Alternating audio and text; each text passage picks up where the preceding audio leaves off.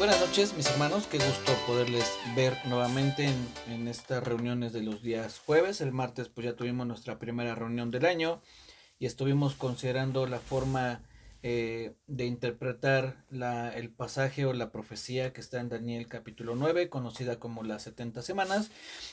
Y hoy vamos a retomar los estudios de los evangelios y como una introducción y al mismo tiempo también un pequeño recordatorio de lo que hemos estado viendo en estos tiempos, en estos meses ya que llevamos estudiando el evangelio de Mateo. Esto que les voy a compartir pues tiene que ver con todo lo que hemos estado viendo, no únicamente con lo que vamos a ver ahorita, que es hablando del Señor Jesús y las riquezas, sino de todo lo que hemos estado viendo, ¿no? De todo lo que hemos ido aprendiendo en estos tiempos en cuanto a los evangelios.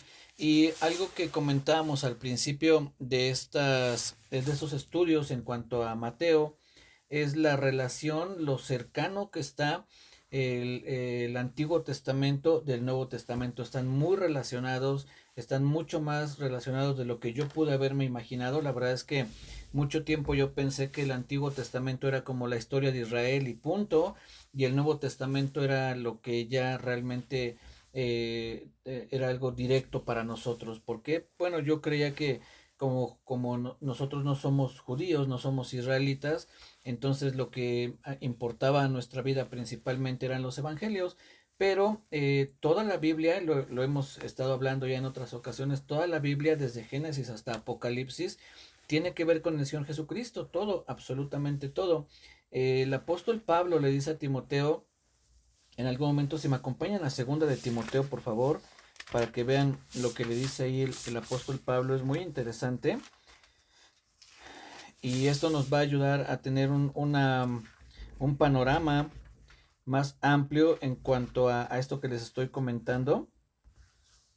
Segunda de Timoteo capítulo 4 nos va a dar un panorama mucho más grande en cuanto a la relación que tienen el Antiguo y el Nuevo Testamento. Segunda de Timoteo capítulo 4 es el apóstol Pablo escribiéndole a Timoteo y le dice, te encarezco o te encargo de una manera muy como muy urgente.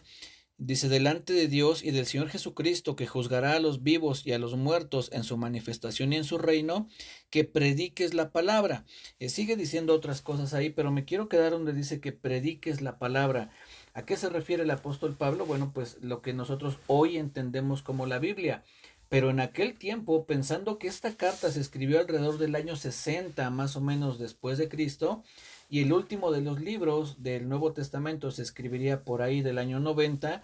Entonces eso nos lleva a pensar que cuando el apóstol Pablo escribió esta carta, el Nuevo Testamento todavía no estaba escrito en su totalidad, y yo creo que tampoco estaba ya lo que en esos momentos tenían ya de algunos evangelios o algunas otras cartas, no creo que los tuvieran ya compilados, andaban por ahí circulando. Entonces, todo parece indicar que cuando el apóstol Pablo le dice a Timoteo, predica la palabra, se está refiriendo al Antiguo Testamento, a lo que ellos conocían como la Torá, como los profetas, como los escritos, los salmos.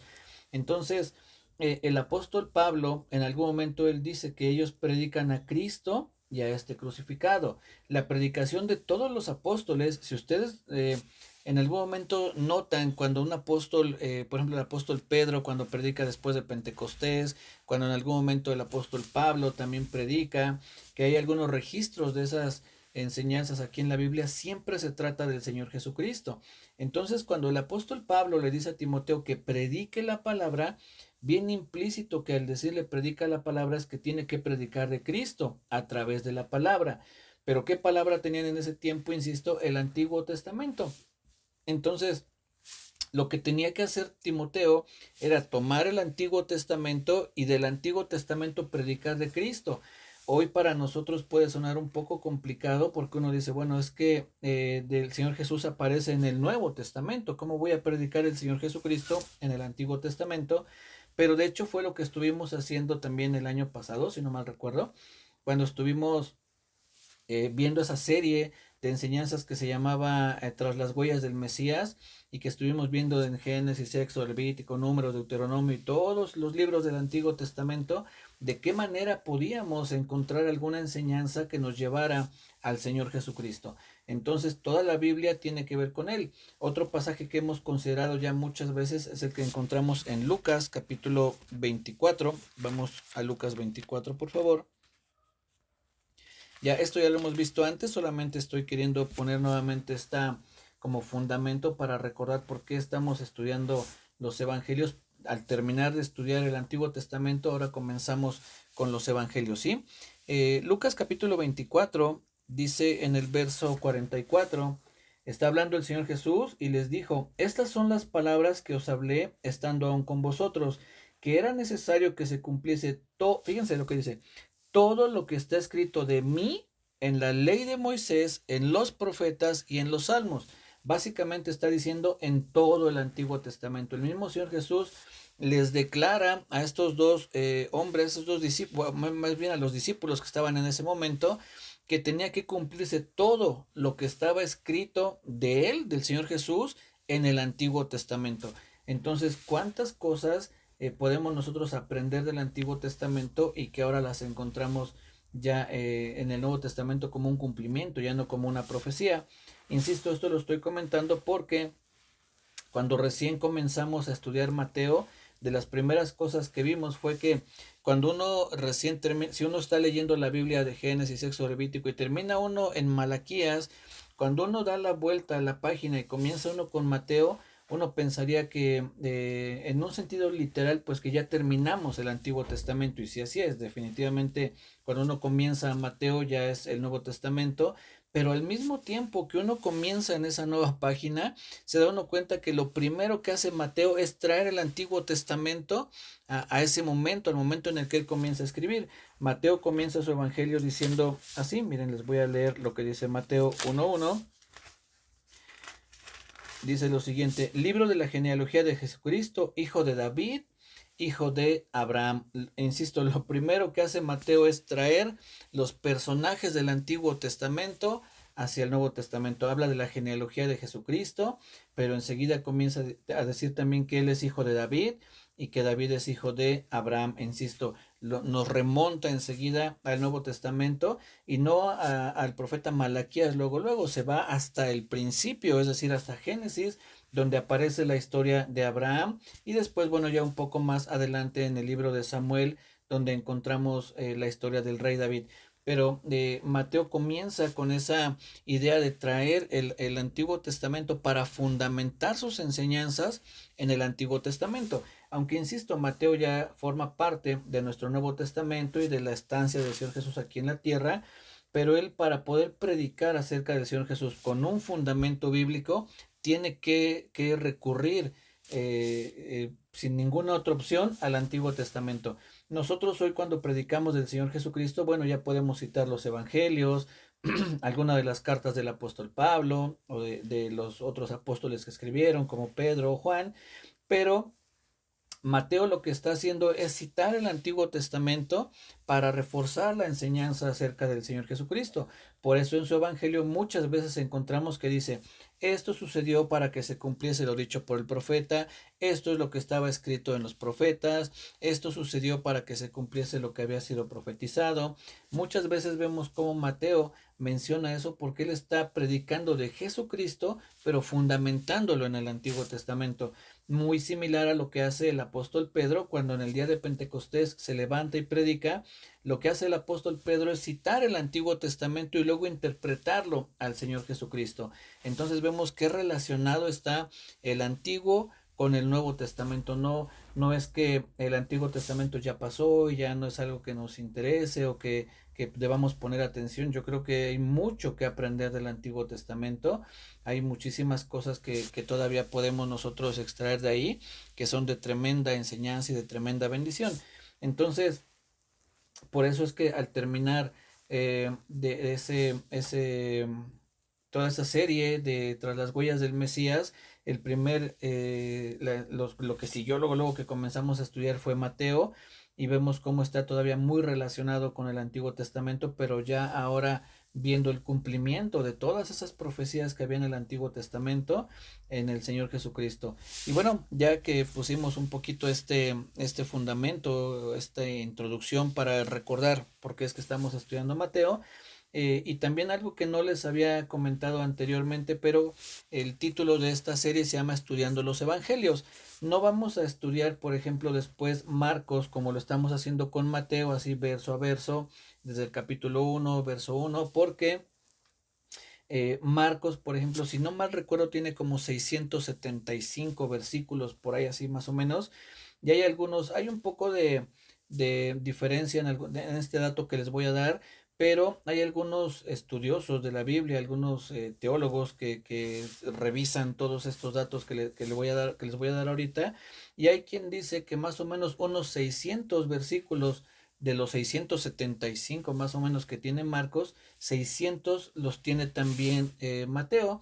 Entonces en algún momento tendríamos que volver a ver las mismas enseñanzas y pues no tiene mucho sentido.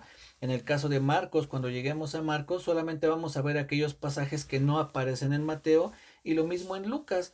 Lucas también tiene muchos pasajes que encontramos ya sea en Mateo o en Marcos, y ahí vamos a encontrar en Lucas algunos pasajes que no están en estos otros dos evangelios, y son los que vamos a estar estudiando. Entonces no vamos a estudiar todo Marcos ni todo Lucas. Después, cuando lleguemos a Juan, pues sí, Juan definitivamente es un evangelio un poco diferente, y ahí sí vamos a empezar nuevamente también desde el capítulo 1. Otro dato que les quiero compartir que también es importante, interesante, es que Mateo, Marcos y Lucas se les conoce como los evangelios sinópticos. ¿Qué significa sinóptico? Es una palabra que significa que los tienes que ver juntos, es decir, que están muy relacionados, que vienen muy de la mano, que cuando tú ves Mateo, lo mismo encuentras en Marcos, lo mismo encuentras, o muchas cosas parecidas encuentras en Lucas, o lo que está en Lucas lo encuentras en Marcos, en fin. De esa manera es que uno puede saltar de evangelio en evangelio y darse cuenta cómo estos tres, Mateo, Marcos y Lucas, son muy parecidos, tienen muchas historias parecidas, pero al mismo tiempo cada uno tiene también sus pasajes que no encuentra uno en algún otro evangelio, y es lo que enriquece la lectura de estos tres evangelios. Y como les decía, el evangelio de Juan, aunque ciertamente en Juan también encontramos algunas historias o algunos pasajes que están en los otros evangelios, no es tan parecido con los otros tres como entre ellos, ¿no? Como entre Mateo, Marcos y Lucas. Entonces vamos a estar estudiando Mateo completito, y después Marcos y Lucas, pues solamente los pasajes que no encontremos aquí en Mateo. Si ustedes revisan en sus Biblias, aquellas Biblias que traen los títulos o los subtítulos ahí entre los capítulos, van a darse cuenta, por ejemplo, el que vamos a estudiar el día de hoy, que es el Señor Jesús y las riquezas, que es Mateo capítulo 6. Mateo capítulo 6, a partir del verso 24, mi Biblia me manda una referencia que dice que este mismo pasaje lo encuentro en Lucas capítulo 16. Entonces, cuando estemos estudiando Lucas, no vamos a ver Lucas capítulo 16, al menos no este pasaje, porque ya lo estudiamos aquí. Y así ustedes pueden seguir viendo en sus Biblias como, por ejemplo, en el capítulo 7 de Mateo me manda también a Lucas. En el capítulo, por ejemplo, 8, verso 14 me manda a Marcos y a Lucas, que son historias que se repiten. Entonces todas esas pues no las vamos a estar repitiendo, ¿no? Lo vamos a hacer un poco más ágil para que podamos estudiar los 4 evangelios, pero sin tener que estar repitiendo las mismas historias o los pasajes que ya hemos visto, ¿sale? Entonces, bueno, una vez que les he compartido esto, vamos a leer lo que dice Mateo capítulo 6, verso 24. Dice, ninguno puede servir a dos señores, porque o aborrecerá al uno y amará al otro, o estimará al uno y menospreciará al otro. No podéis servir a Dios y a las riquezas.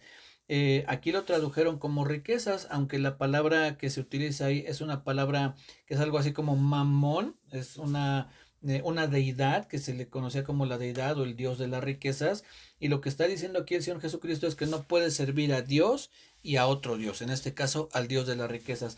De hecho, la palabra que se utiliza aquí cuando dice no podéis servir, una mejor traducción es no puede ser esclavo de Dios y esclavo de las riquezas, o esclavo de otro Dios, en este caso del Dios de las riquezas. No podemos, nadie, no hay un esclavo que pueda ser esclavo de dos amos, tiene que ser esclavo de un solo amo. En este caso nosotros también debemos de saber a quién estamos sirviendo, si a Dios o a las riquezas o al Dios de las riquezas, ¿no? Como se le menciona, no porque literalmente haya un Dios, sino que un Dios de las riquezas, sino que nosotros hacemos de las riquezas nuestro Dios. Eso es lo que estaría queriendo decir el Señor Jesús, no porque realmente haya un Dios que sea el Dios de las riquezas, sino que nosotros hacemos, o hay gente que hace de las riquezas su Dios. Para entrar ya de lleno, digamos, en esta enseñanza, también tenemos que recordar que viene muy de la mano con lo que viene hablando el Señor Jesús. No es que aquí, aunque nuestras Biblias viene a veces separado ya por párrafos, no es que el Señor Jesús haya dicho un párrafo hoy y otro mañana y otro pasado. Todo esto se entiende que fue una enseñanza que él dio de corrido y que está muy relacionado cuando habla de los tesoros en el cielo, cuando habla de la lámpara del cuerpo y después cuando menciona las riquezas, y al mismo tiempo está relacionado con el siguiente párrafo, que es el más largo que encontramos en este pasaje, que es cuando el Señor Jesús habla del afán y la ansiedad.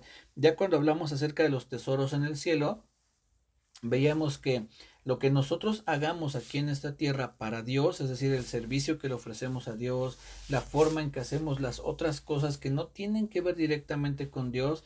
¿A qué me refiero con esto? Que una cosa es cuando uno va a la iglesia y sirve uno en la iglesia o va a predicar el evangelio o a visitar a algún hermano. Son cosas que de alguna manera están más relacionadas o más directamente relacionadas con Dios. Pero hay otras como el ir a trabajar, por ejemplo, quien trabaja en una oficina, en algún taller, en alguna fábrica, donde quiera que sea que trabajes, aunque no estás sirviendo directamente a Dios, pero recordemos que la Biblia dice que todo lo que hagamos lo hagamos como para el Señor. Entonces, también son cosas que están aportando esas riquezas allá arriba, esos tesoros que dice el Señor Jesús que debemos hacer allá arriba. Dice, no te hagas tesoros en la tierra, sino que tus tesoros estén allá arriba. Y entonces cuando llega aquí a este pasaje o a esta parte del pasaje, donde dice que no podemos servir a dos señores, porque o aborrecerá al uno y amará al otro, o estimará al uno y menospreciará al otro, vale la pena mencionar que el Señor Jesucristo no está en contra de las riquezas. Obviamente, cuando digo Señor Jesucristo, también entendemos que ni Dios ni el Espíritu Santo están en contra de las riquezas. El problema no son las riquezas, el problema es hacer un Dios de las riquezas, que las riquezas sean nuestro Dios. Por eso dice, o sirves a uno o sirves a otro, o amas a uno y aborreces al otro, o estimas a este y aborreces al otro. Entonces, el problema no son las riquezas, sino cuando nuestro enfoque, cuando nuestro afán, cuando todas nuestras fuerzas las dedicamos a hacer riquezas, y eso absorbe la mayor parte de nuestro tiempo, y entonces descuidamos primeramente a Dios, que es lo más importante en nuestra vida, pero también la familia, los hijos y cualquier otra actividad que son parte también de nuestra vida. Entonces el problema no está en las riquezas, no es que sea un pecado ser rico, ni tampoco ser pobre, claramente, no es que alguien que no tenga riquezas entonces esté en pecado. El problema es amar las riquezas, el problema es enfocarnos en las riquezas. Recordemos que gran parte del sermón del monte, lo que el Señor Jesús está enfocando, pero así con un microscopio, es decir, está poniendo mucha atención, no es tanto a lo exterior, sino a lo interior.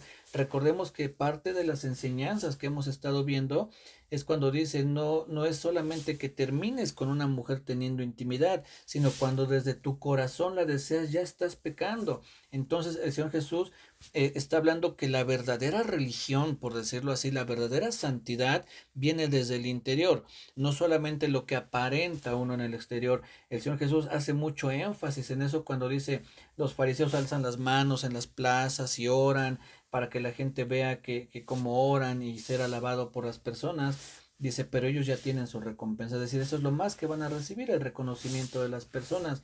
Y dice el Señor Jesús, no hagan como ellos. Es decir, Él desaprueba ese tipo de actos que hacían estos hombres, porque ellos que buscaban lo exterior, el reconocimiento de la gente, que la gente los viera. El Señor Jesús apunta al interior, apunta al corazón, apunta a lo que hay dentro de nosotros. Lo mismo pasa cuando dice, aquel que aborrece a su hermano, aquel que le dice fatuo a su hermano, dice ya es culpable ante el concilio. Es decir, no se trata solamente de que digas, bueno, fui, lo golpeé y le pegué con un palo y no sé qué, entonces ya pequé. No, claro, obviamente eso es un pecado, pero desde el momento en el que tú aborreces en tu corazón al vecino, a quien sea, entonces ya estás pecando, ya hay un problema desde el interior. Eso es lo que está enseñando el Señor Jesús, es básicamente está apuntando, nos está hablando acerca de la verdadera espiritualidad, de aquella que es la espiritualidad correcta, no lo que se aparenta por fuera, que hay por dentro. ¿Por qué oras? ¿Con qué intención oras? ¿Para que te vea la gente? ¿O realmente porque quieres tener comunión con Dios? ¿Por qué ayunas? ¿Cuáles son los motivos de tu ayuno? Que la gente te vea y diga, wow, ¿cómo ayunas? Oye, eres muy espiritual porque ya no, tú nos dijiste que ayunaste 3 días o un día, no sé cuánto puedan decir. Eso es mi mayor motivación, el que la gente me reconozca o estar en comunión con Dios aún a través del ayuno, el dar algún tipo de ayuda a las personas. ¿Por qué lo hacemos? Para que la gente nos reconozca y vea lo bondadosos que somos, o porque realmente queremos agradar a Dios siendo generosos con las personas. El Señor Jesús está apuntando eso. Y lo mismo pasa aquí con las riquezas. Insisto, el problema no son las riquezas. Si nosotros recordamos la historia de Job, la Biblia dice que Job era muy rico, era sumamente rico, tenía muchas posesiones. Y después atraviesa por la situación que yo creo que más o menos podemos recordar, que pierde todo lo que tenía, todas sus posesiones, pierde a sus hijos, pierde su salud. Job pierde todo prácticamente.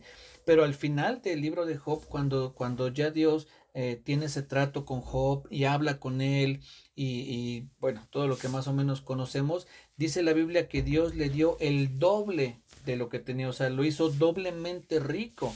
Entonces el problema no son las riquezas, el problema no es que haya riqueza en nuestra vida. Abraham también fue un hombre muy rico, Salomón ni se diga, Salomón tuvo muchísimas riquezas. Entonces el problema no está en el dinero ni tampoco en la falta de él. Ahorita voy a hablar un poquito más de eso, pero eh, el Señor Jesús está hablando de nuestro corazón, que si tú eres una persona muy próspera, bueno, qué bien, gracias a Dios, pero que la prosperidad o el dinero, las riquezas no sean tu Dios, que tú estés consciente que hoy puedes tener riquezas y que tal vez en un tiempo podrías perderlas, pero que tu confianza siga estando en Dios, que tu amor, que tus ojos sigan puestos en Dios, que podamos llegar al entendimiento que tuvo Habacuc cuando estudiamos también el libro de Habacuc, un libro muy interesante, esa oración que se registra ahí, porque ese no es un libro de profecías como muchos otros libros, sino es un libro donde registra la oración que tiene o que hace Habacuc a Dios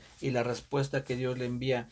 Y para tener un poquito el contexto, es lo que les voy a decir, Habacuc se está quejando, digámoslo así, con Dios de por qué están siendo oprimidos, por qué si Dios ve que hay tanto pecado en Israel y que ese pecado los lleva a estar en la condición que están, prácticamente Dios le dice, Habacuc le dice a Dios, ¿por qué no haces algo? ¿Por qué no intervienes cuando tú ves el pecado del pueblo?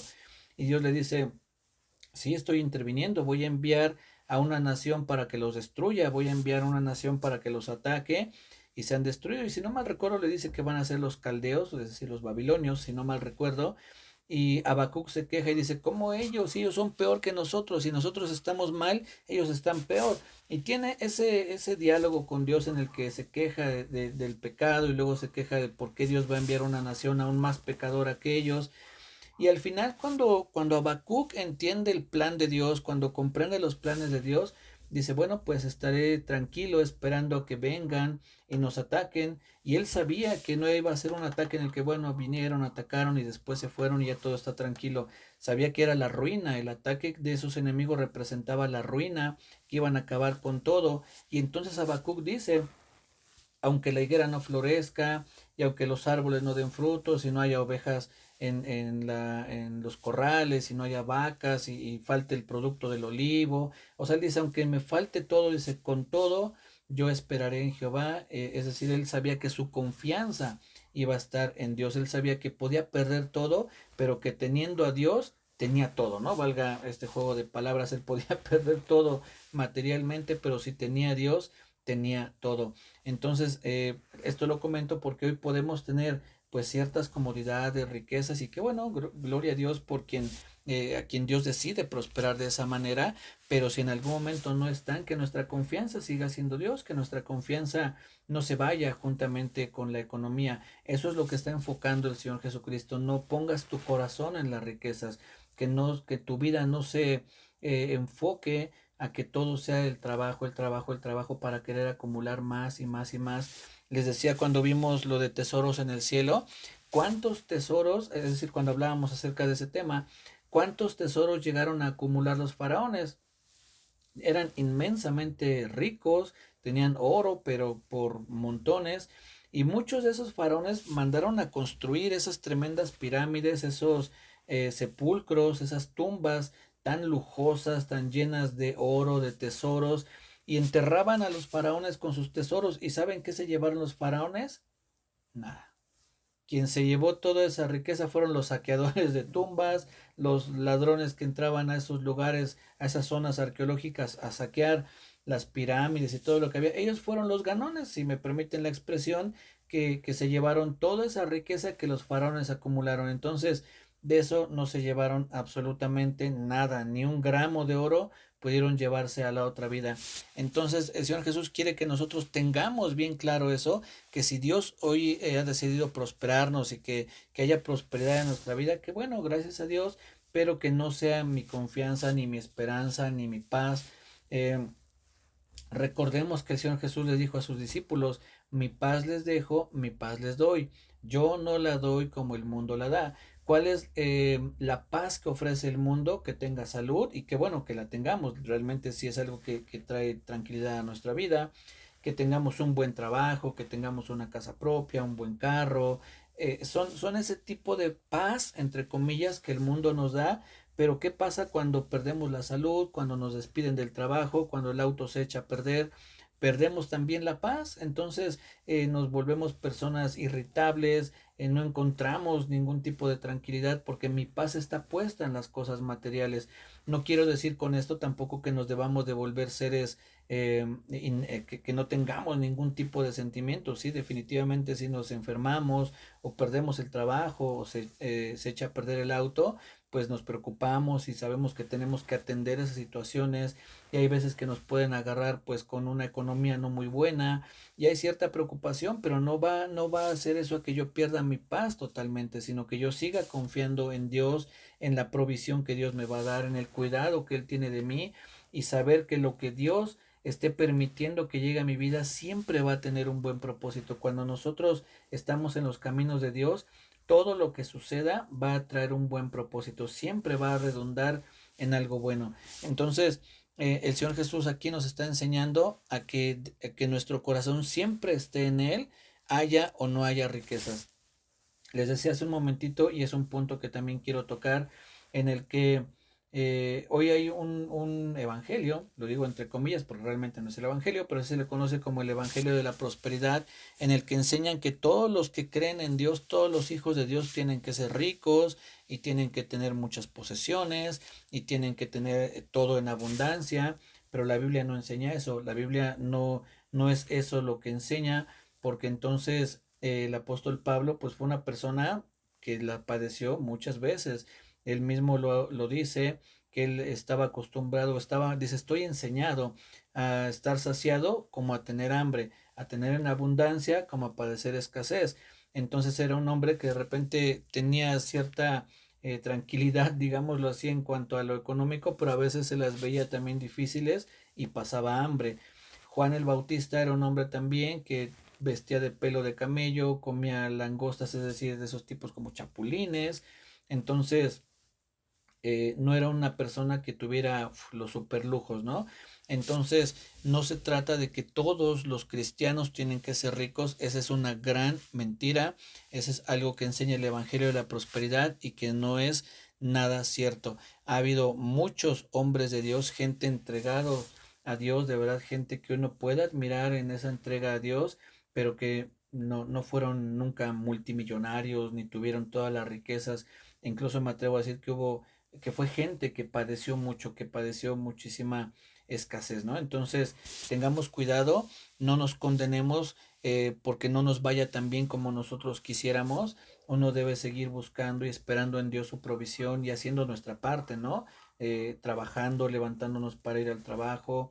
Dice un hermano, no me acuerdo, me parece que se llama David Barceló, dice, si no tienes trabajo, tu trabajo es buscar trabajo, ¿no? Entonces lo dice como un trabalenguas casi casi, pero eso es una realidad, ¿no? Tenemos también nosotros que poner nuestra parte, es decir, no pensar que Dios nos va a enviar provisión por estar acostado en mi cama y que hasta ahí puede, Dios, si Dios quiere así lo va a hacer, pero no es la forma en que Dios actúa, no son los principios que Dios enseña en la Biblia.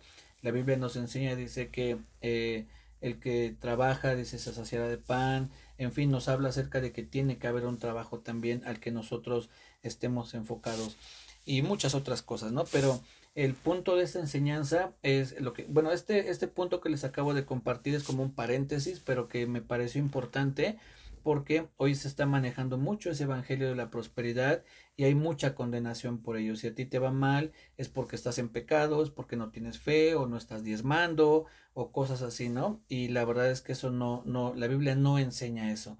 Hay gente que puede poner ciertos pasajes como fundamento, pero les aseguro que son pasajes que están sacados de su contexto y que no tienen que ver con la riqueza, ¿sí?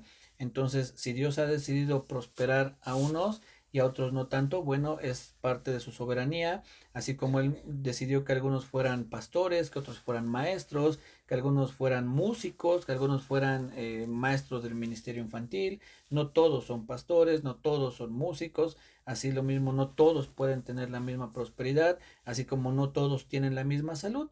Entonces, Dios trata con cada uno de diferente manera y Él sabe dentro de su sabiduría por qué a unos y a otros nos trata de una manera diferente.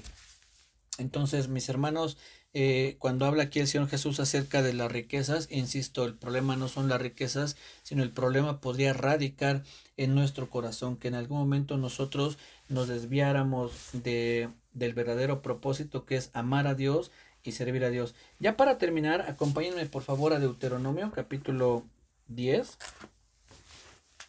y vamos a ver lo que dice este pasaje. Eh, Entiendo claramente que aquí el Señor Jesús, perdón, el Señor Jesús, Dios le está hablando a su pueblo, le está hablando al pueblo de Israel, pero yo creo que es algo que Dios sigue esperando de cada uno de sus hijos, de cada persona que ha decidido seguirle, o que Dios, mejor dicho, más que yo decidiera seguir, Él decidió que yo le siguiera, Él fue quien me eligió a mí y no yo a Él. Eso lo enseña también el Señor Jesús, le dice a sus discípulos, no me eligieron ustedes a mí, yo los elegí a ustedes. Entonces, si nosotros hoy estamos en los caminos de Dios, no es porque como a veces se enseña, tomaste la decisión. No, Dios fue quien tomó la decisión, que tú lo siguieras, porque es lo que dice el Señor Jesús. Tú no me elegiste, yo te elegí a ti, ¿sí? Pero bueno, eh, dice en Deuteronomio capítulo 10, verso 12, fíjense qué interesante es este pasaje. Deuteronomio 10, 12, ahora pues Israel, ¿qué pide Jehová tu Dios de ti? Sino que temas a Jehová tu Dios, que andes en todos sus caminos y que lo ames y sirvas a Jehová tu Dios con todo tu corazón y con toda tu alma. No solamente que lo amemos con todo nuestro corazón y con toda nuestra alma, sino también dice, y que lo sirvas con todo tu corazón y con toda tu alma. ¿Por qué menciono esto de servir? Por lo que veíamos al principio de a quién servimos, a Dios o a las riquezas. ¿A quién le entrego mi vida? ¿A qué estoy enfocando mi vida? ¿Cuál es el cauce principal de mi vida? ¿Las riquezas? Bueno, Dios espera que nuestro servicio principalmente se lo ofrezcamos a Él. Aquí lo dice, ¿qué espera Dios de nosotros? Entre otras cosas dice que lo ames y que lo sirvas con todo tu corazón y con toda tu alma. Pero si yo enfoco mi vida a hacer riquezas y a trabajar y a buscar otro trabajo y ahora un trabajo en las noches y un trabajo los domingos en la tarde y un trabajo en casa para también poder hacer algo, entonces estoy sirviendo a las riquezas, no estoy sirviendo a Dios, estoy sirviendo a las riquezas y entonces mi corazón ¿dónde está?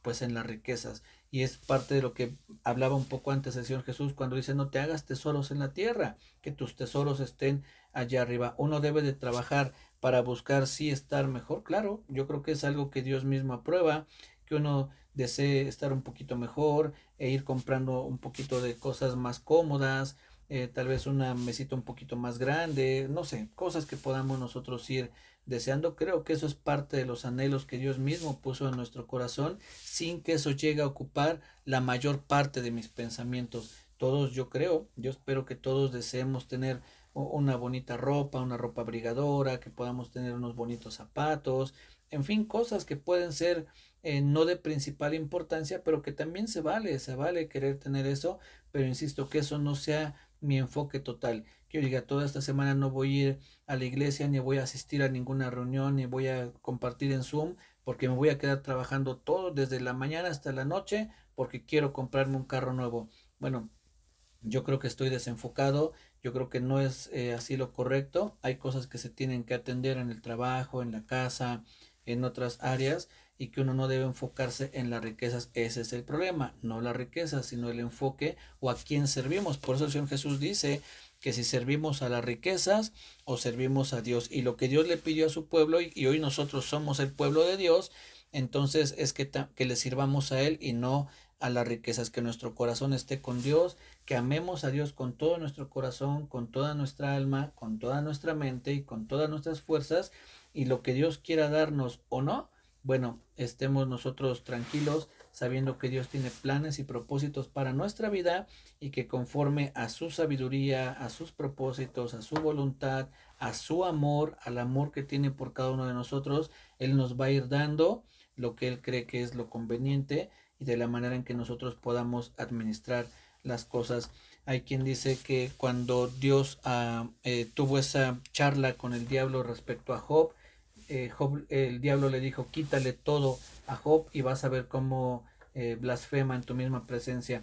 Y hay quien dice, hoy el diablo usa una táctica diferente y dice, dale todo a tus hijos y vas a ver cómo te abandonan. Y puede ser que sí, puede ser que haya gente que Dios no nos da todo lo que nosotros quisiéramos, porque a lo mejor teniendo mucho dinero nos olvidaríamos de Dios, puede ser. Entonces, mis hermanos, seamos agradecidos con lo que Dios nos ha dado, y que nuestro corazón siempre esté buscando primeramente a Dios, y lo demás, como vamos a ver la próxima semana, vendrá por añadidura. ¿Sale?